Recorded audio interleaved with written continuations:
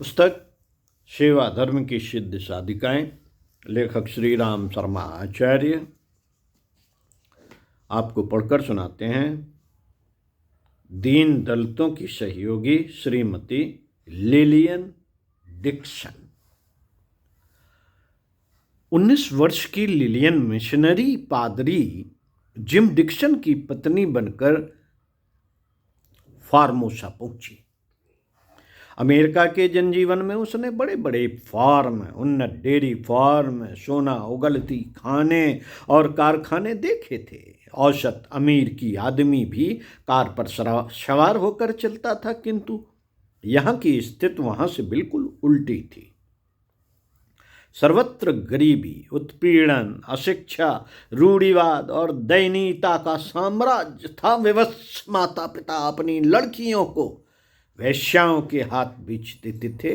भूखे नंगे बालक चोरी करके जेल में पहुंच जाते थे। यह देख कर उसकी ममता का हिमशिखर पिघल पड़ा, किंतु एक अकेली साधनहीन नारी क्या कर सकती है, यह सोचकर वह रो पड़ी। दूसरे ही क्षण उसे अपने भीतर से एक आवाज आती हुई सुनाई पड़ी, पगली रोती है? तू यह सब क्या अपने लिए कर रही है? यह तो ईश्वरीय कार्य है। उसके हाथ बड़े लंबे हैं, तू अकेली कहाँ है? तेरे साथ तो उसकी सत्ता है। उठ, कर्म क्षेत्र तुझे पुकार रहा है। लिलियन ने यह रहस्यमयी विश्वास से परिपूर्ण आवाज सुनी। यह उसके अपने भीतर से आ रही थी। उसे इसकी सच्चाई पर विश्वास हो गया। सच ही तो है। महात्मा ईसा के पास क्या था, लेकिन आज उनकी वाणी सारे विश्व में गूंज रही है। उस दिन लिलियन की यह आस्था दृढ़ हो गई। ईश्वर है और वह परोपकारी की सहायता अवश्य करता है, अत्याचारी को दंड अवश्य देता है। यह विश्वास ही उसकी सबसे बड़ी शक्ति बना। फार्मोसा के पर्वतों पर रहने वाली जनजातियां वर्षों से उपेक्षित पड़ी थी। उनका जीवन रूढ़ियों, अंधविश्वासों, गरीबी, अशिक्षा तथा बीमारी से परिपूर्ण था। सभ्य समाज से कटा हुआ यह जन समुदाय सभ्यता के बढ़ते चरणों से भयभीत हो दुर्गम वन प्रांतरों में और पर्वत की चोटियों में रहा करता था। लिलियन डिक्सन ने इन्हीं लोगों में काम करना प्रारंभ किया। प्रेस ब्रिटेरियन चर्च कनाडा के विदेशी मिशन विभाग के अधिकारियों को सूचना मिली कि उनके फार्मोसा क्षेत्र के योग्यतम मिशनरी डॉक्टर जिम डिक्सन की पत्नी लिलियन डिक्सन ने उस क्षेत्र में बहुत काम किया है। उसने वहां के अधिकारियों की लाल फीता शाही को लगाम दी है। नई पीढ़ी को जेल व वेश्याओं को कोठों से निकालकर एक उज्जवल भविष्य के पथ पर अग्रसर किया है। अशिक्षितों को शिक्षा की प्रकाश किरणों से नहलाया है। रोगियों को रोग के दलदल से निकालकर स्वास्थ्य की महती भूमि पर रखा है।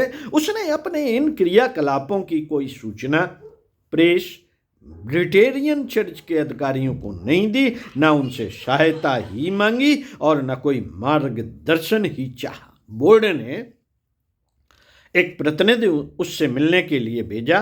प्रतिनिधि ने पूछा, आपने इतना बड़ा काम किया है और कोई सहयोग सहायता नहीं चाहिए, न बोर्ड को सूचना ही दी? श्रीमती डिक्सन प्रतिनिधि की इस बात पर नम्रता पूर्वक बोली, शरीर को पोषण के लिए आहार चाहिए, मन को पोषण के लिए स्वाध्याय, मनोरंजन आदि चाहिए। वैसे ही आत्मा के पोषण के लिए परमार्थ अनिवार्य है। यह स्वाभाविक प्रक्रिया है, मानवीय धर्म है।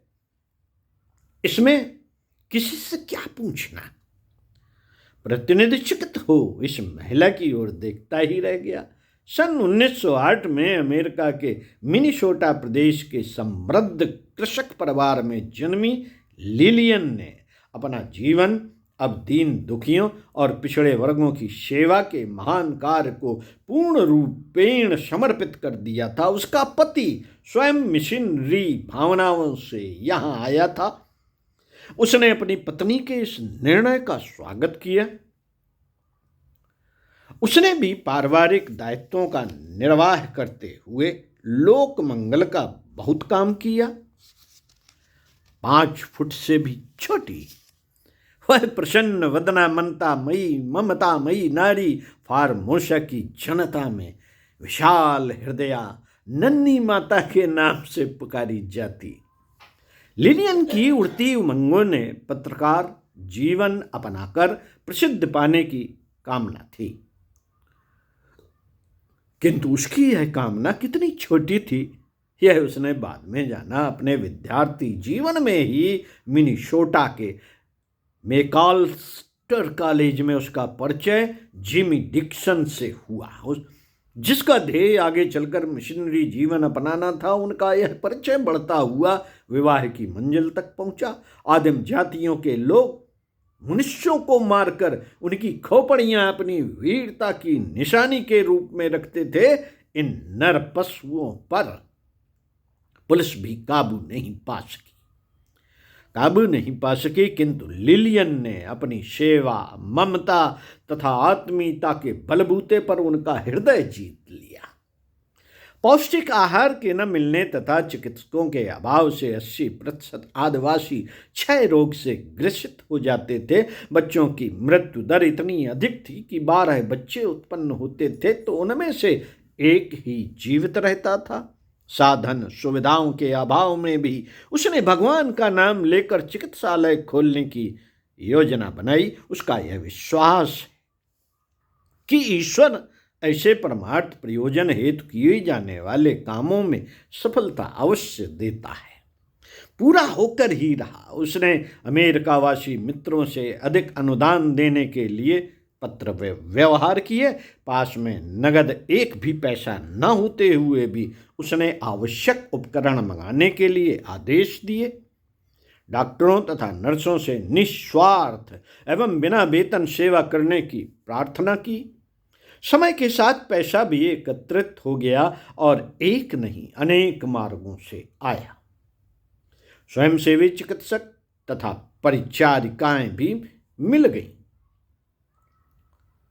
छोटे रूप में खोला गया यह नन्हा चिकित्सालय रूपी पौधा समय के साथ फलता फूलता गया। एक चरण की सफलता के बाद उसका विश्वास और भी दृढ़ होता गया और उन्होंने अब शिक्षा की दिशा में कदम बढ़ाए।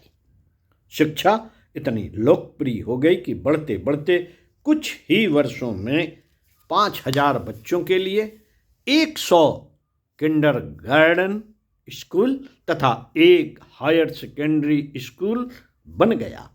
इस क्षेत्र के अब 200 युवक बीए पास कर चुके थे। चिकित्सालय की सेवाएं दिन ब दिन बढ़ती ही गईं और अब यह अस्पताल प्रतिवर्ष 28,000 व्यक्तियों से भी अधिक को चिकित्सा सेवाएं उपलब्ध कराता है। लिलियन को सन 1940 में किसी कार्यवश नेपेह के निकट एक सरकारी बस्ती में जाना पड़ा। वहाँ हेनसेन नामक बीमारी बुरी तरह फैली हुई थी। यहाँ के निवासियों की दयनीय स्थिति देखकर लिलियन का हृदय पसीज उठा। यहाँ के अस्पताल में रोगियों की सामान्य चिकित्सा की जाती और खाने को एक कटोरा चावल दे दिया जाता जिसे रोगी को स्वयं पकाकर खाना पड़ता था। यही नहीं, खुले आकाश के नीचे उनका सोना होता था। उनके लिए न कंबलों की व्यवस्था थी न पलंगों की, पलंग की, बिस्तर के, बेड की। इन सब परिस्थितियों को देखकर उससे न रहा गया और उसने इसकी शिकायत उच्च अधिकारियों को की। उन्होंने स्वयं श्रीमती डिक्सन से चिकित्सा व्यवस्था का भार संभालने का अनुरोध किया। लिलियन डिक्सन ने इसे सहर्ष स्वीकार कर लिया। उसे इस चिकित्सा अभियान के लिए $30,000 की धनराशि भी मिली। इस धनराशि से उसने एक व्यवस्थित एवं संपूर्ण सुविधा संपन्न चिकित्सालय का निर्माण किया। सदियों इस विजय के बाद वह चुप कहाँ बैठ सकी। उसने इसी बस्ती में स्कूल और वाचनालय खुलवाया। स्कूल में सुयोग्य शिक्षकों की नियुक्ति की। वाचनालय पुस्तकालय में ज्ञानवर्धन, ज्ञानवर्धक तथा धार्मिक नैतिक पुस्तकों का पर्याप्त संग्रह किया। आज वही नारकी बस्ती सुखी जीवन के नाम से प्रसिद्ध है। जहाँ कहीं भी उसे तनिक सा आभास होता कि यहाँ उसकी सेवा और सहयोग की आवश्यकता है, वह बिना समय गंवाए जुट पड़ती। उसका अगला चरण अनाथ बच्चों का उद्धार करने का था। यह देखकर उसका हृदय रो उठा कि 9 वर्ष से भी कम आयु के बच्चे चोरी के अपराध में पकड़ लिए जाते हैं, उन्हें जेल में बंद कर दिया जाता है। यही अनाथ बच्चे भविष्य में कुख्यात अपराधी बनते हैं। उसने ऐसे 140 अनाथ बच्चों को एकत्रित किया।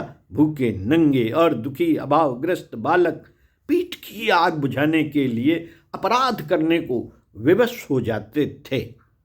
अनाथ बच्चों की शिक्षा तथा आवास की व्यवस्था उसने की। शिक्षा का मुख्य आधार नैतिकता तथा स्वावलंबन रहता था।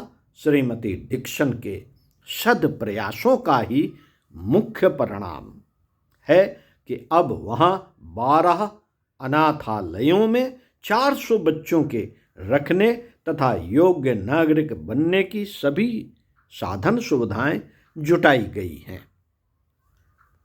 यह सब देखकर प्रत्येक व्यक्ति के मन में यह प्रश्न उठना चाहिए, उठना स्वाभाविक है प्रत्येक व्यक्ति के मन में कि एक सामान्य सी महिला इतने सारे काम कैसे कर सकी। और यहीं आकर प्रत्येक व्यक्ति अपने मन में उठती हुई समाज सेवा व लोक मंगल की भावनाओं को मूर्ति व व्यवहारिक रूप नहीं दे पाता, क्योंकि वह स्वयं की सामर्थ्य को ही आंक कर चलता है। इसके लिए साहस की आवश्यकता होती है। साहस ही नहीं, इसे दुस्साहस भी कहा जा सकता है। सत्कार्यों की सफलता सुनिश्चित होती है।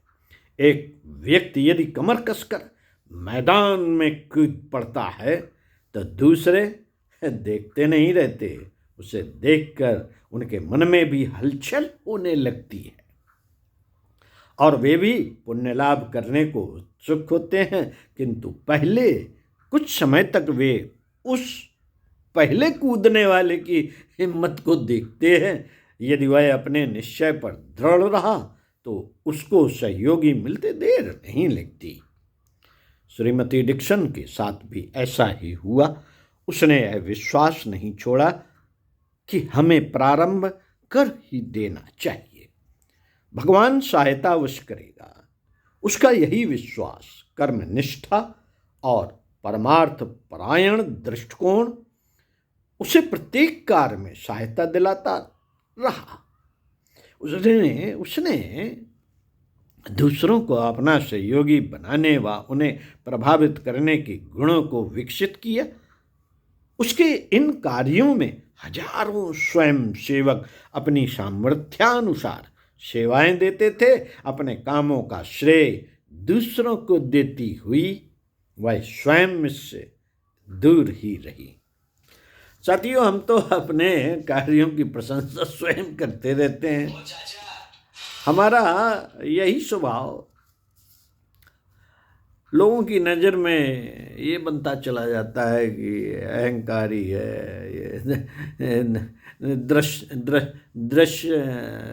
दृश्यमान बना रहना चाहता है, दृष्टा नहीं है। जब हम मन से किसी काम को करने पे ईश्वर के काम को मानते हुए जुट पड़ते हैं तो वो अद्वितीय और सफलता दिलाता है। कोई भी काम करें, हम अगर इस भावना से करते हैं कि ईश्वर के तमाम बच्चे हैं, उनके लिए हम कुछ कर रहे हैं, तो ईश्वर प्रसन्न होता है कि अरे ये तो मेरे बच्चों के लिए काम कर रहा है, मेरे असहाय और कमज़ोर बच्चों के लिए काम कर रहा है, तो इसे और ताकत दो। और वो अपनी शक्तियाँ उस व्यक्ति के चारों ओर फैला देता है कि कमजोर न पड़ने पाए। ओम शांति।